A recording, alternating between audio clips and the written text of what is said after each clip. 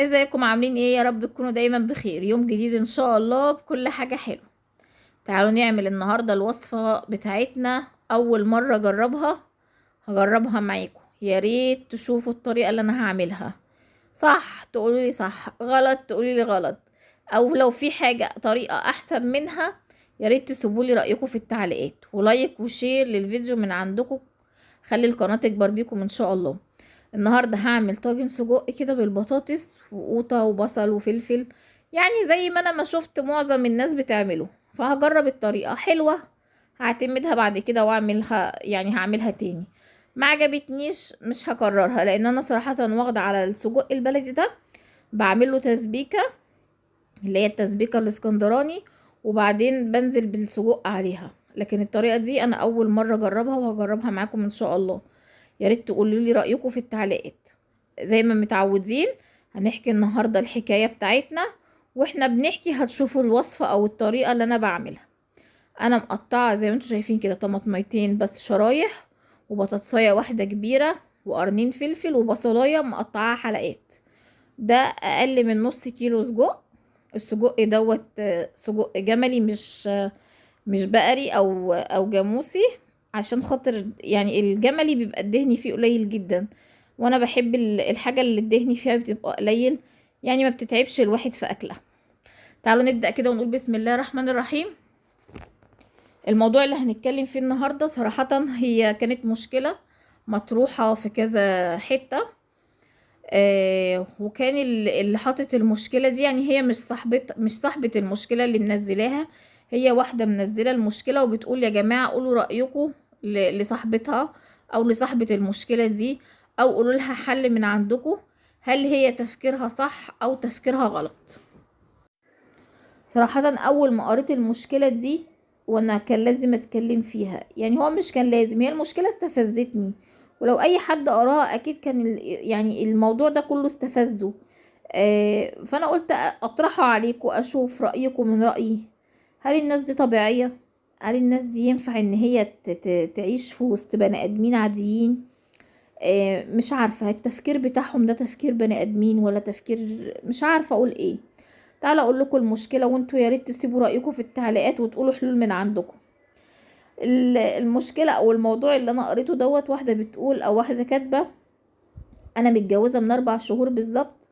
متجوزه جواز تقليدي، اللي هو اي واحده في بيت ابوها جالها عريس صالونات زي ما بيقولوا، على على السمعه او على السيره. ان هنا في بنت ناس لسه ما اتجوزتش ومن عيلة محترمة، وده عريس ابن ناس وعايز يتجوز. فجه وسألنا على اهله وسألنا عليه، ولقيناه عريس كويس جدا ومحترم واهله محترمين. فبناء عليه وافقنا وعملنا فترة خطوبة، جهزنا فيها نفسنا. انا جهزت حاجتي ودنيتي، وهو جاهز البيت اللي احنا قاعدين متجوزين فيه حاليا. وكان كلامه معايا اللي هو كله ادب واحترام، ومفيش اي مشكلة او اي حاجة توحي ان انا جايبني اللي هو عشان يرضي اهله وخلاص. فبمعنى ايه يرضي اهله وخلاص؟ دي هتفهموها دلوقتي. بتقول بعد 4 شهور جواز، 4 شهور يا جماعة مش 4 سنين، 4 شهور جواز، اتضح ليا ان جوزي كان بيحب واحدة حب جنون. والواحدة دي برضو كانت بتحبه، زي ما هو ما بيقول ان هما الاتنين ما يقدروش يبعدوا عن بعض، او حبهم هما الاتنين يتكتب قصص وروايات. الواحدة دي اهلها رفضوه، واهله هو كمان رفضوا الواحدة دي. يعني الطرفين كانوا رافضين بعض، ولا اهلها موافقين ولا اهله موافقين. بناء عليه هو جه وتقدم لي وخلاص واتجوزنا. دلوقتي الموضوع ده اتفتح تاني ما بينه وما بين الشخصية دي او البنت دي، وابتدى يبقى فيه تليفونات ما بينهم وكلام، والحب بتاعهم رجع، او مش بمعنى رجع، الكلام ما بينهم اتفتح تاني. ولقيت جوزي جاي فاتحني، بيحكي لي حكايته هو والبنت دي، وبيقول لي انت لازم تقفي جنبي، برضاكي او غصب عنك انا هتجوزها، يعني هتجوزها. كفاية اهلي واهلها فرقوا ما بيننا. انا عملت اللي اهلي عاوزينه واتجوزتك وفتحت بيت زي ما هما ما عاوزين. لكن دلوقتي انا عايزه انفذ اللي انا عايزه، او اللي انا فضلت سنين حياتي اللي فاتت دي بحارب عشانه ومعرفتش اطوله. فانا صراحة من الكلام اللي هو بيقوله بقيت مذهولة وبقول انا مش عارفة اعمل ايه. هل اتطلق واسيبهم هما الاتنين يتجوزوا، بس هتطلق بعد 4 شهور جواز؟ الناس هتقول عليا ايه؟ ده حتى لو انا فيا عيب او فيا عندي مشكلة، مش هاخد 4 شهور جواز. ده انا هتبقى هيعدي عليا فترة كبيرة عن كده. يعني انا لو واحدة لا قدر الله لا قدر الله ما بخلفش، هاخد فترة كبيرة على ما الف على دكاترة واروح واجي واعرف انا ما بخلف ولا ما بخلفش. لكن انا ما فيش مشكلة فيا ولا هو في مشكلة. مشكلته الوحيدة اللي هو قالها لي ان اهلهم هما الاتنين رفضوا الجواز، وانا نفذت اللي اهلي عاوزينه واتجوزت. بس دلوقتي انا هنفذ اللي انا عاوزه. هي بقى بتقول انا بعد كلامه عنها معايا قلت طب ما اعمل ايه؟ الحل الوحيد اللي انا ممكن اعمله ان انا وافق ان هما الاتنين يتجوزوا، واقعد معاهم في نفس البيت لفترة مؤقتة، ما يبقى عدى عليا على الاقل كام شهر تاني غير ال4 شهور اللي احنا فيهم دلوقتي او اللي عدوا عليا دلوقتي، بحيث ان انا لو اتطلقت الناس ما تتكلمش عليا وما تقولش مجرد ما راحت بيت جوزها رجعت على طول. او ان انا لو فضلت قاعدة معاهم ولقيته بيعاملني معاملة طيبة، اللي هو بيصرف عليا مش بيقلل مني مش بيهني، فهفضل قاعدة في وسطهم عادي مفيش مشكلة. ده لو هو حابب ان انا افضل في وسطهم. ما هو لو هو حابب حضرتك اصلا ما كانش جه قالك الكلمتين دول. ما هو حضرتك لو كرامتك دي اللي انت مخلوقة بيها، اللي ربنا يعني خلقك بيها، البني ادم كرامة. لو انتي يعني بتحبي نفسك او خايفة على كرامتك، او كرامتك دي يا ستي انتي كسبها في كيس شيبسي، على الاقل انتي تعبتي فيها، دفعتي فيها فلوس، خدتي بعضك ورحتي للسوبر ماركت اشتريتي كيس الشيبسي اللي كسبتي فيه كرامتك دي. لكن اللي انتي بتقوليه ده كده كتير كتير قوي. ناس مين اللي تتكلم؟ ما الناس بتتكلم في الحلو والوحش. الناس طول ما هي قاعدة بتتكلم، طول ما هي ماشية بتتكلم. بالنسبة للشخص ده، انتي ماشي، انتي واحدة لا حول ولا قوة.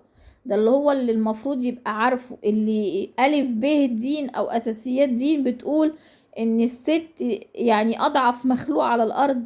ان هو يبقى عارف حاجة زي كده، ان هو لو جه عليكي في يوم من الأيام ربنا مش هيبارك له في أي حاجة. هو دلوقتي الأستاذ ده افتكر ان هو راجل؟ لما اتجوزك افتكر خلاص ان هو راجل ومن حقه يعمل اللي هو عاوزه؟ طب ما هو كان بطوله، ما هي اهلها رفضوه وهو اهله رفضوها، وانت كنت بطولك. لو انت مش قادر تعيش حياتك من غيرها، جه وتقدم لك وخدك من بيت ابوك ليه؟ كلفك وكلف ابوك ليه؟ كلفك انت ان انت جيتي على نفسك وعايشة مع واحد كل تفكيره مع واحدة تانية، ومن ناحية تانية اهلك اتكلفوا عليكي جهاز وتعليم وي حاجات كتير جدا كده. الاهل بيبقى شايلينها في تربية البنت بالاخص. في اهالي كتير يا جماعة بتقول ان تربية الصبيان الشارع يعلمهم. لا، مفيش حاجة اسمها الصبيان الشارع يعلمهم. ده لو واد وحيد يا جماعة وانتم مش قادرين على تربيته، دخلوه الجيش، طوعوه في الجيش، طوعوه. يا جماعة ربوا رجالة. يا جماعة خلوا اللي مخلفة ولد يا ريت تربيه تربية رجالة، تقعدوا مع رجالة. الكلام اللي انت بتقوله ده كلام كبير جدا. يعني ايه بعد 4 شهور جواز جايب واحدة من بيت ابوها عايز تهينها الإهانة دي؟ ما هو الإهانة بالنسبة لك مش ضرب ولا شتيمة ولا ان انت تعمل فيها حاجة تانية اكتر من اللي انت بتقوله. دي إهانة اكبر من الضرب ومش شتيمة. ان انت بتقول لها انت هتفضلي قاعدة في البيت معانا تتفرجي علينا احنا الاتنين، قصة الحب بتاعت مش عارفة اقول عليها ايه، بتاعتك انت وست هانم. وست هانم دي ما هي لو متربية ومن بيت اصول، عرفت ان انت اتجوزت وجبت واحدة من بيت اهلها، الموضوع ده يتقفل ما يتفتحش تاني. يا جماعة اقول عليكم ايه؟ حسبي الله ونعم الوكيل فيكم.